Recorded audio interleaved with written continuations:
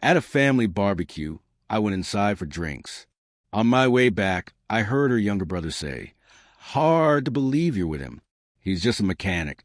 Dad thinks you should be with someone in finance." My girlfriend answered, "Don't worry. My lawyer says we can claim half of his garage." I walked back to the grill smiling, while my heart fell apart inside.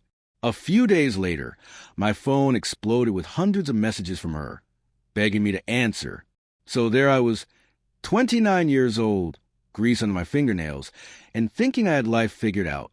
Name's Adam, and I've been busting my tail running an auto shop in Brooklyn for the past 3 years. Started from nothing, saved every penny, and finally made something of myself. Sure, I never went to college like everyone else, but I could fix any car that rolled through my garage doors. My girlfriend Emily was everything I thought I wanted. 27, works in advertising, comes from one of those families where everyone has a trust fund and calls dinner supper. Her folks never liked me much. Couldn't understand why their precious daughter was dating some grease monkey without a degree. But Emily always defended me, or so I thought. The past few weeks, something felt off.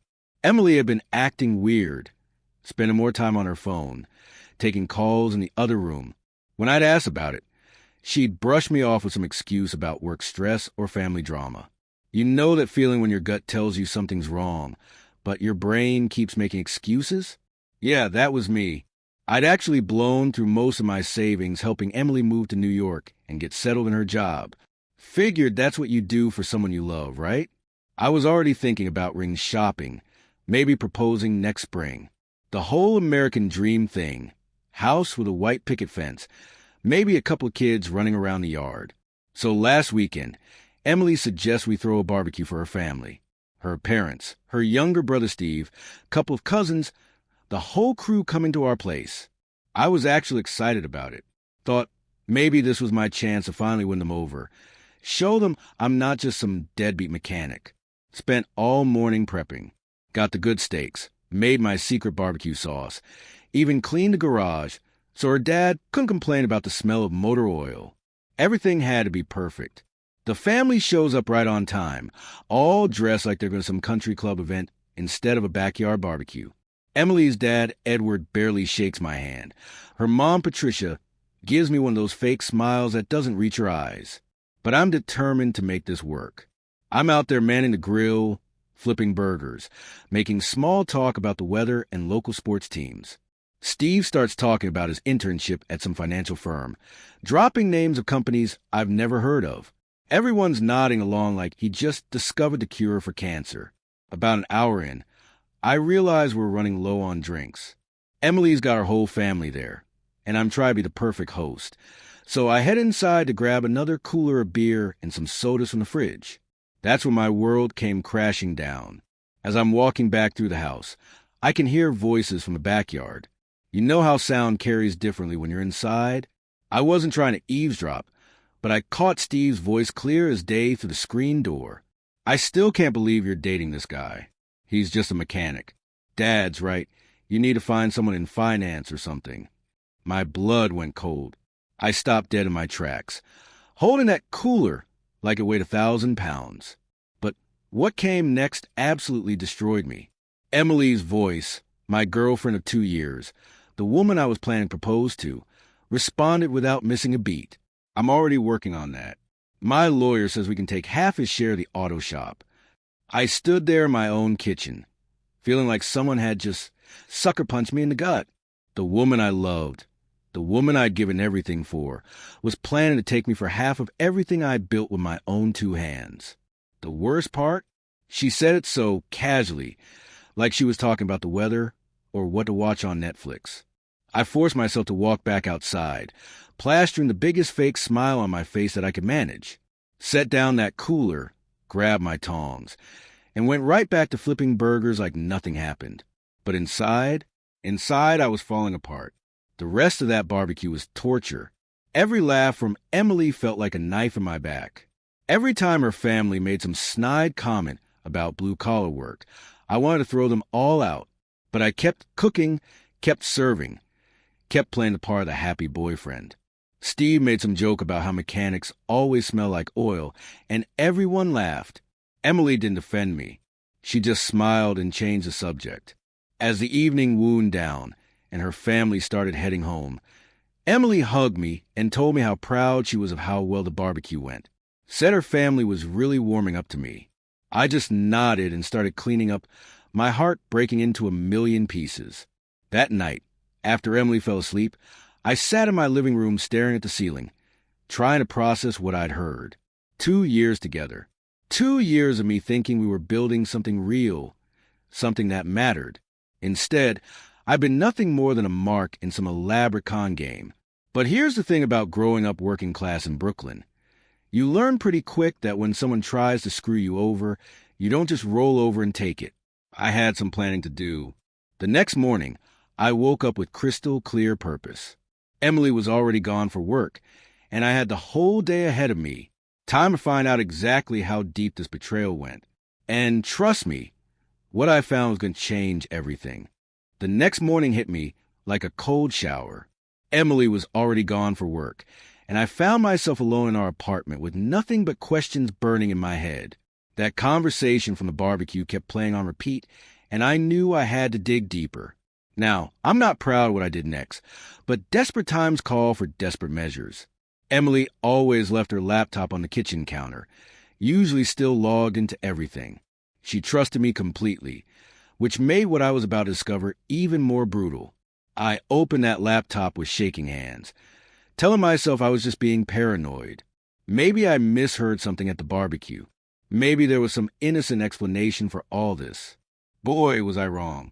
Her email was the first thing I checked, and it didn't take long to find what I was looking for. There was a whole folder labeled legal stuff that I'd never noticed before. Inside were dozens of emails between Emily and some lawyer named Marcus Hoffman. The subject lines alone made my stomach drop. Asset division strategy, common law marriage claims, business partnership dissolution. As I read through those emails, I felt like I was watching my whole life get dissected by strangers. They were discussing my auto shop like it was some kind of prize to be won. Emily had been feeding this lawyer detailed information about my business for months. How much money we made each quarter, how many employees I had, even details about my partnership agreement with Jake, my business partner and best friend since high school. But the worst email was dated just 3 days before our barbecue. Emily had written to the lawyer explaining how she was planning to time everything perfectly. First, she'd get the promotion she'd been working toward at her advertising agency. Then, once she was financially stable on her own, she'd initiate the breakup and claim her share of my business. The lawyer's response was like reading my own death sentence. Given the financial support you provided and the length of cohabitation, we have excellent grounds for a significant settlement. My hands were literally shaking as I kept scrolling. But the emails were just the beginning of this nightmare. I found text message threads that made my blood boil. Emily had been complaining to her friends about having to slum it with me while she figured out her exit strategy. She called my apartment barely livable and joked about how I ate cereal for dinner sometimes when I was too tired to cook after a long day at the shop. Then I found the photos. Screenshots of our joint bank account that she'd been sending to someone, our private financial information, including details about the business loan I'd taken out to expand the shop last year. This wasn't just betrayal. This was industrial espionage level stuff happening right under my nose. But the real kicker came when I found her Facebook messages. There was a whole conversation thread with someone named David Morrison that went back months. Turns out this David guy was some hotshot financial broker who Emily had dated back in college. They'd reconnected on LinkedIn a few months ago, and their messages had quickly turned from professional networking to something much more personal. Reading those messages felt like getting punched in the gut over and over again. Emily was telling this David character all about her plan to leave me once she got her hands on my business assets. She called me her safety net and said she was just waiting for the right moment to upgrade. David was encouraging her, telling her she deserved better than a blue-collar life. He even offered to help her invest whatever money she got from me into some high-yield portfolio he was managing. The timeline was all there in black and white. Emily had been planning this exit strategy for at least 6 months, right around the time I'd helped her land her current job by using my connections in the local business community. She'd been using me to network, to establish herself professionally, and to build up her savings while plotting to take half of everything I'd worked for. I found travel confirmations, too. Emily had been taking long lunch meetings with David at fancy restaurants in Manhattan, places that cost more for one meal than I usually spend on groceries for a week. She'd even booked a weekend getaway with him to the Hamptons for next month, right around the time she was planning to serve me with papers. The more I dug, the worse it got. Emily had been researching my business online, taking screenshots of our Yelp reviews and Better Business Bureau ratings. She'd even called some of my competitors, pretending to be a potential customer to get information about industry pricing and profit margins. This woman had turned dating me into a full-time intelligence operation. By the time I closed that laptop, my whole world had shifted. The woman I'd been planning to propose to had been systematically planning to destroy everything I'd built. But here's what really got me. It wasn't just about the money. The way she talked about me in those messages, like I was some kind of inconvenience she had to tolerate. That's what really broke my heart. I sat there in my kitchen, surrounded by the life we'd supposedly been building together, and realized it had all been an elaborate lie. Every smile, every kiss, every time she told me she was proud of me for building the business from nothing, all of it had been part of some long con. That afternoon, I did something I never thought I'd have to do. I called in sick to the shop and drove straight to my lawyer's office. Tommy Castellano had helped me set up the business partnership with Jake 3 years ago, and he'd always told me to call if I ever needed anything. Well, today I needed everything. When I walked into his office and laid out everything I discovered, Tommy's face went pale. He'd seen plenty of messy breakups in his career, but this level of premeditated planning was something else entirely. Adam, he said, leaning back in his chair, this isn't just a relationship problem anymore. This is a business threat. We need to move fast. He was right. Emily wasn't just planning to break my heart. She was planning to destroy everything I'd worked for, everything that defined who I was. But I wasn't going to let that happen. Not without a fight. That night, I went home and acted like nothing had changed. Emily came back from work complaining about her boss and talking about maybe ordering Chinese takeout for dinner. I nodded and smiled and asked about her day, all while planning my own strategy. Two could play this game. The next few days were like living in some twisted reality show where I had to pretend everything was normal while secretly preparing for war. Emily had no idea that I'd uncovered her entire scheme, and I was determined to keep it that way until I was ready to strike back. First thing I did was call Jake, my business partner, and the only person I trusted completely in this mess. We'd been friends since we were teenagers, working on cars in his dad's garage, and he'd been there through every major decision in my life. When I told him everything I discovered, Jake went completely silent for about 30 seconds.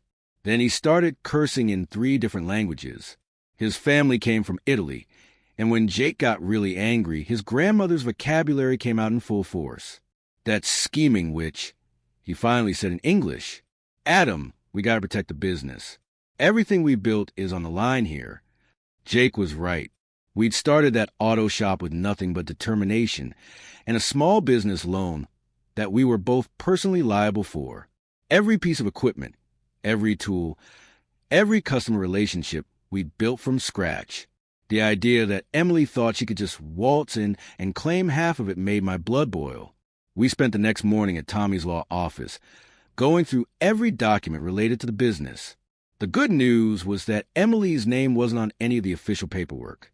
The bad news was that common law marriage rules in New York could potentially give her a claim to assets acquired during our relationship. Tommy laid out our options, and none of them were pretty. We could wait and fight her in court, which would be expensive and public, or we could take some preemptive action to protect the business assets. The key, Tommy explained, is documentation. We need to establish a clear paper trail showing that Emily never contributed to the business and never had any legal claim to partnership. That gave me an idea that would have made my grandfather proud. The old man had always taught me that the best defense is a good offense. Over the next week, I started making some strategic moves. First, I had Tommy draft new partnership agreements between Jake and me that clearly established our ownership stakes and excluded any claims from romantic partners. Then I started documenting everything. Every conversation where Emily had dismissed my work or talked about wanting me to find a real job. Every time she refused to help with business-related tasks or complained about the smell of motor oil on my clothes. I also started recording conversations. Now, before you judge me, let me explain. New York is a one-party consent state, which means I can legally record any conversation I'm part of. Tommy made sure I understood the laws before I did anything that could backfire. The recordings were eye-opening. When Emily thought I wasn't really listening, she'd make all kinds of comments about my work, my friends, even my family. She called my sister Madison trashy because she worked as a waitress while going to nursing school. But the real breakthrough came when I set up a hidden camera in our living room. I know it sounds creepy, but I needed evidence of her true intentions. The camera was tiny, hidden behind some books on our shelf, and it captured everything. Within 3 days, I had Emily on video talking to David on FaceTime about their plans. She was literally in my apartment, using my Wi-Fi, planning how to take my business while I was at work. In one particularly damning video, Emily was showing David documents she'd stolen from my home office. Bank statements, tax returns, even the original business plan Jake and I had written 3 years ago. She was reading him our profit margins and making jokes about how simple our business model was. David suggested she try to get access to our supplier contracts so they could understand our overhead costs better. That's when I realized this wasn't just about Emily wanting to leave me. This was corporate espionage. David was using Emily to gather intelligence about local businesses, probably to identify takeover targets for his investment firm. I was just one of many marks they were running the scam on. Armed with this new information, I went back to Tommy with a completely different strategy. We weren't just protecting my business from a vengeful ex-girlfriend anymore. We were exposing a systematic fraud operation. Tommy's eyes lit up when I showed him the recordings and videos. Adam, this changes everything. We're not playing defense anymore. We're going on the offensive. The next phase of my plan required some help from my family. I called my sister Madison and my cousin Rick, who worked in banking. I needed to understand exactly how Emily was planning to access my business assets. Turns out she'd already started the process. Madison found out through a friend who worked at our bank that Emily had tried to add herself as an authorized user on the business account. She'd been turned down because she wasn't listed as a partner, but the attempt was documented. Rick helped me set up some financial safeguards. We moved most of the business assets into a new account that only Jake and I could access. We also established a paper trail, showing that Emily had never made any financial contributions to the business. Every time she'd paid for dinner or groceries, I'd reimburse her from my personal account, not the business. Tommy said this documentation would be crucial if we ended up in court, but I wasn't planning to wait for court. I was planning something much more satisfying. Over the next few weeks, I started feeding Emily false information about the business. I'd leave fake financial documents around the apartment, showing inflated profit margins and fictional expansion plans. I wanted David and his investment firm to think my little auto shop was worth way more than it actually was. Emily took the bait completely. I could see her photographing documents when she thought I wasn't looking. She even started asking more questions about the business, pretending to be interested in my work for the first time in our entire relationship. "How's the shop doing, honey?" she'd ask over dinner. "You seem really busy lately." I'd make up stories about big contracts and celebrity clients, watching her eyes light up with dollar signs. Meanwhile, I was gathering more evidence every day. Emily's phone calls with David became more frequent and more detailed. They were planning to present their investment opportunity to David's firm within the next month. The timeline was perfect. Emily would break up with me, claim half the business, and then sell or share David's investment group for a quick profit. But I had my own timeline, and it was going to ruin their plans completely. The final piece of my counter strategy came together when I discovered something that would change everything. While researching David Morrison online, I found something Emily didn't know about her Prince Charming. David was married, happily married, with 2 kids and a wife who had no idea about his side business of seducing women for financial intelligence. That's when I knew exactly how this was going to end. Emily wanted to play games with people's lives and livelihoods? Fine. But she was about to learn that some games have consequences she never saw coming. By the time I was ready to execute my plan, I had enough evidence to destroy Emily's entire scheme. But I wasn't just going to confront her privately. No, this betrayal deserved a much more public reckoning. I decided to invite Emily's whole family over for what I called an emergency family meeting. I told Emily that I had some big news about the business that would affect our future together, and I wanted to share it with everyone at once. Emily was thrilled. She probably thought I was going to announce some major expansion that would make her share the business even more valuable. Her eyes practically had dollar signs in them when she called her parents to set up the meeting. The night before the showdown, I could barely sleep. I'd spent weeks preparing for this moment, gathering evidence, building my case, and planning every detail. My laptop was loaded with screenshots, recordings, and video evidence. I'd even printed out hard copies of everything in case technology failed me. Jake came over that morning to help me set up. We arranged chairs in the living room like a conference room, with my laptop connected to the big TV, so everyone could see the evidence clearly. "You sure about this, man?" Jake asked as we were getting ready. "Once you drop this bomb, there's no going back." I looked around the apartment that Emily and I had shared, thinking about all the lies she told in this very room. "There's already no going back, Jake." She made sure of that. Emily's family arrived right on time, all dressed up like they were attending some kind of celebration. Her father, Edward, was actually wearing a tie, and her mother, Patricia, brought champagne. Even Steve looked less obnoxious than usual. Emily was practically glowing with anticipation. She kept squeezing my hand and whispering about how excited she was to hear my announcement. If only she knew what was coming. I started off by thanking everyone for coming, playing the gracious host one last time. I offered drinks and snacks, making small talk about the weather and their drive over. The whole time, Emily was beaming with pride, probably thinking about how impressed her family was going to be with her business-savvy boyfriend. Then I dropped the first bombshell. Before I share the exciting news about the business, I said, clicking open my laptop, "I thought you might be interested in some recordings I made recently." The first audio clip started playing through the TV speakers. It was Emily talking to David about timeline for leaving me and claiming her share of the auto shop. Her voice was crystal clear, discussing me like I was some kind of investment portfolio she was managing. Emily's face went white. Her family looked confused at first, then horrified as they realized what they were hearing. "That's interesting," I said calmly, pausing the recording. "But wait, there's more." The next clip was Emily and Steve from a barbecue, where they discussed how I was just a mechanic and she needed to find someone in finance. Steve's jaw dropped as he heard his own voice planning my financial destruction. Patricia started crying.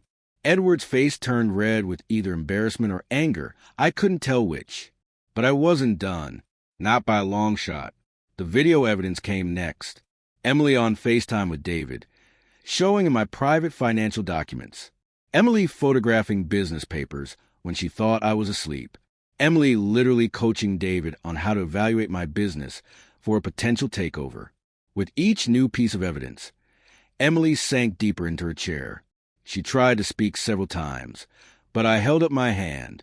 "Oh, but here's my personal favorite," I said, clicking to the next video. This one showed Emily reading David our supplier contracts and making jokes about how unsophisticated our operation was. She was literally laughing about the business Jake and I had built from nothing, calling it quaint and small town. Steve looked like he wanted to disappear into the floor. Patricia was openly sobbing now. Edward was staring at his daughter like he'd never seen her before. "Now," I continued, "let me tell you about Emily's boyfriend, David." I clicked to a new window showing David's Facebook profile, complete with photos of him with his wife and 2 young children at Disney World.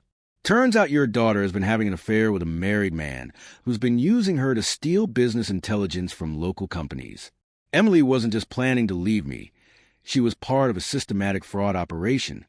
The silence in that room was deafening. Emily finally found her voice, stammering something about how I was taking everything out of context and that she could explain. But Edward cut her off with a voice I'd never heard from before.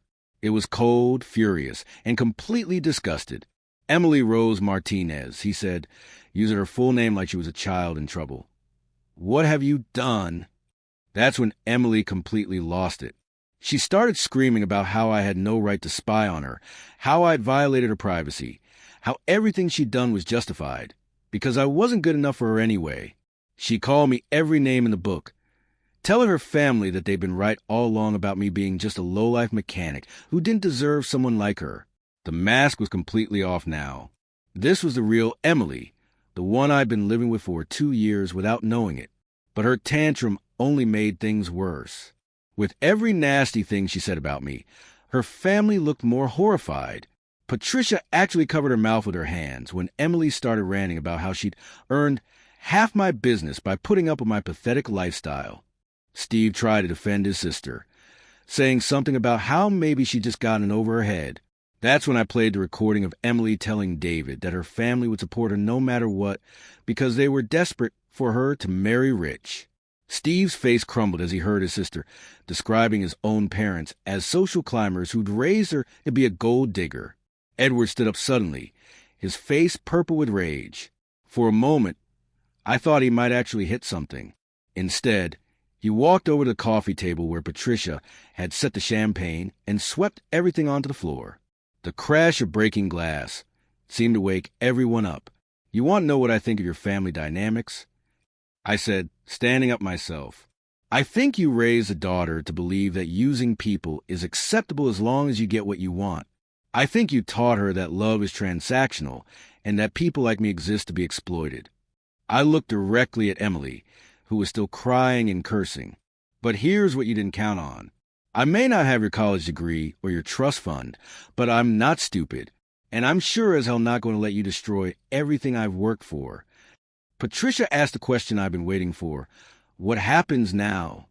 I smiled for the first time since this whole nightmare began.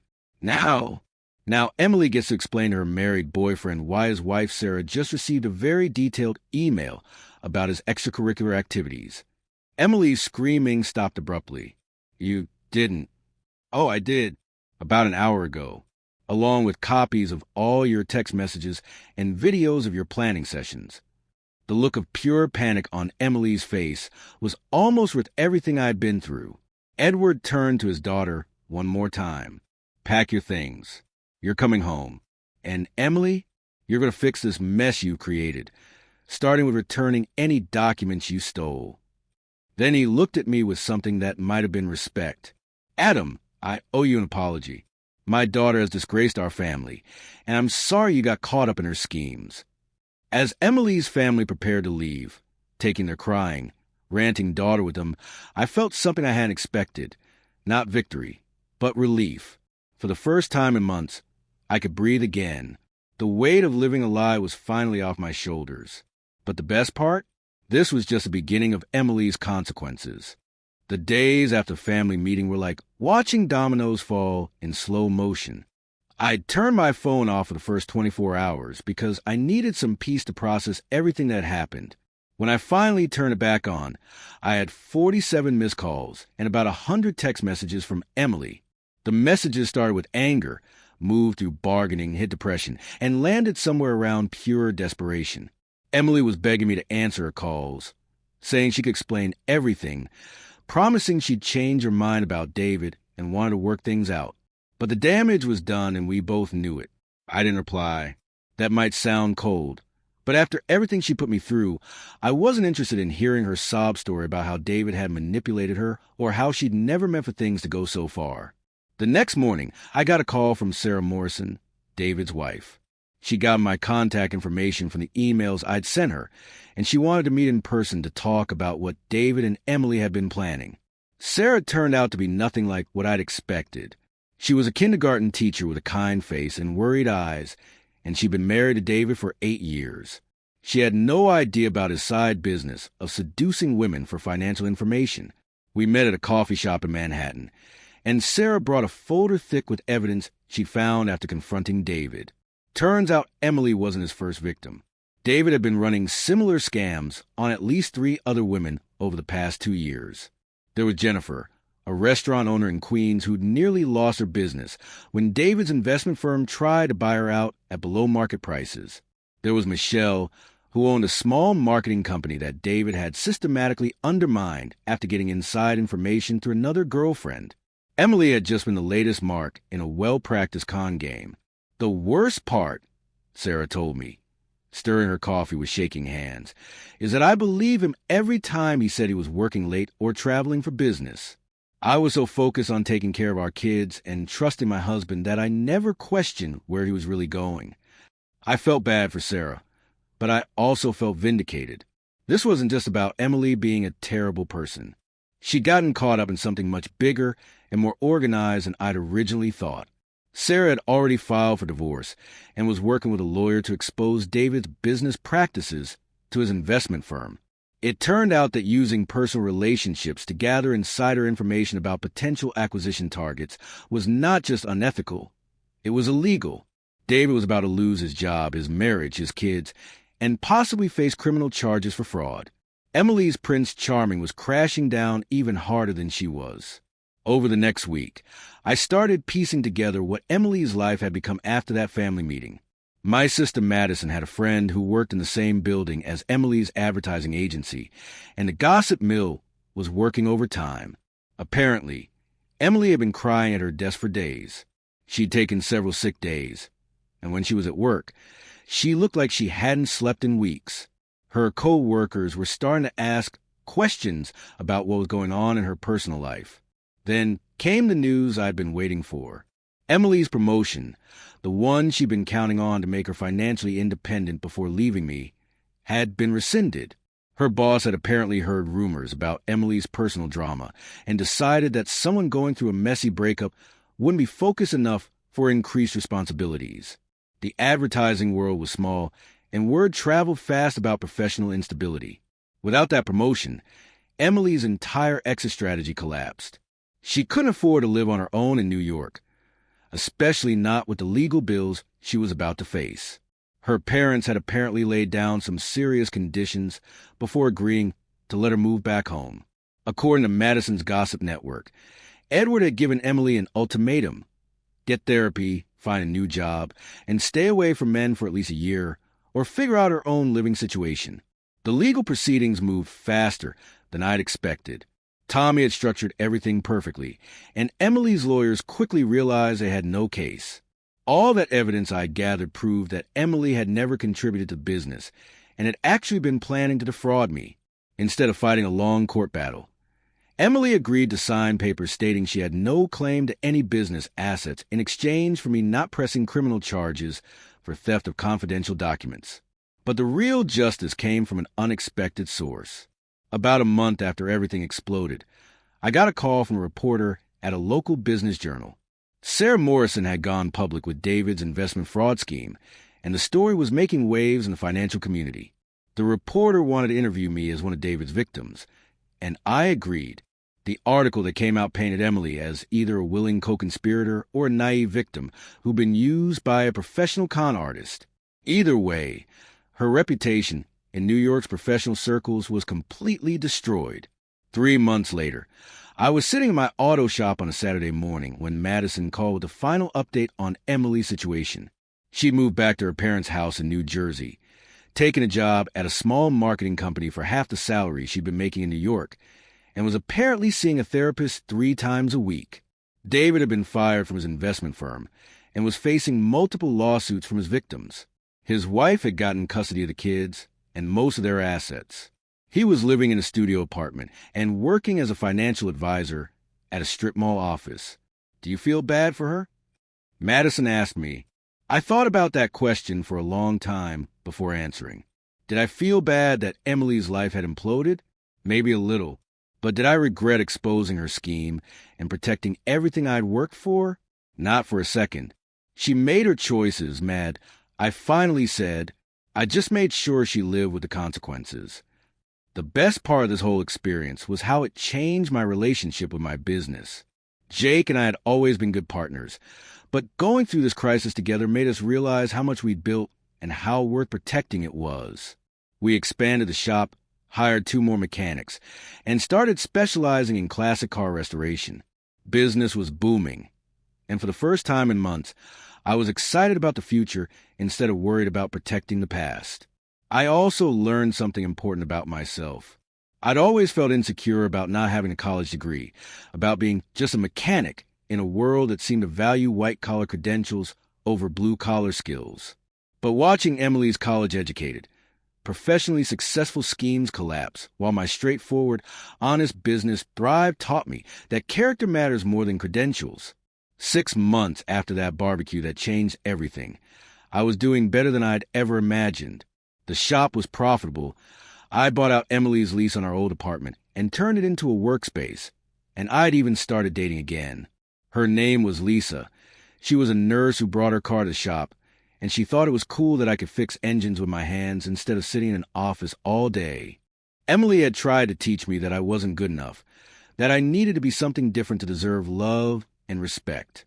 Instead, she taught me that I was exactly who I was supposed to be. Sometimes the best revenge isn't getting even. Sometimes it's just living well while your enemies destroy themselves. And that's exactly what I did.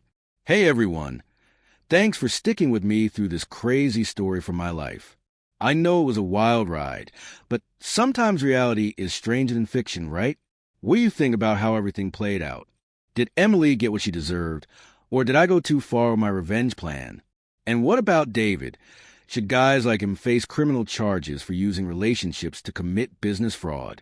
I'd love to hear your thoughts in the comments below. If this story resonated with you or you've been through something similar, please share your experience. And hey, if you enjoyed this story, please hit that like button and subscribe to the channel. Your support helps me keep sharing these real-life stories that prove truth really is stranger than fiction. Thanks for listening, and I'll catch you in the next one.